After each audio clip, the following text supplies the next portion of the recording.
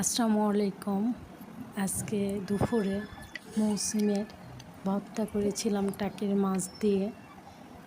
দুপুরে আসলে গরম ধোয়া ওঠা ভাত, তার সাথে মৌসুমের ভর্তা, আসলে কী যে স্বাদ বলে বোঝাতে পারবো না।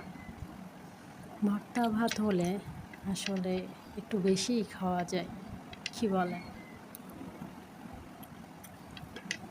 আজকে ভর্তা করেছিলাম পাটাই বাটে, যেটা দিয়ে গরম ভাত খেতে খুবই মজা লেগেছে।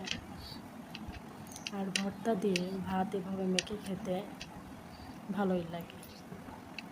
একটু ভর্তা বেশি হবে, সেগুলো দিয়ে ভাত মেখে খাবো, এর স্বাদই আলাদা।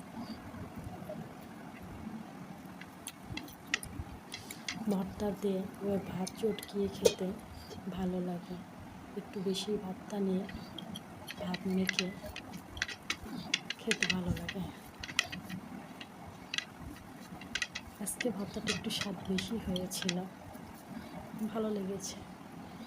এভাবে মৌসুমে টাকি মাছ দিয়ে ভর্তা করে খাবেন, ভালো লাগবে। আজকে খাবারটা খাওয়ার পর আসলে তৃপ্তি পেলাম। অনেক দিন পর এরকম ভর্তা দিয়ে ভাত খেলাম। একবারে হাত চেটে চেটে খেয়েছি আমি।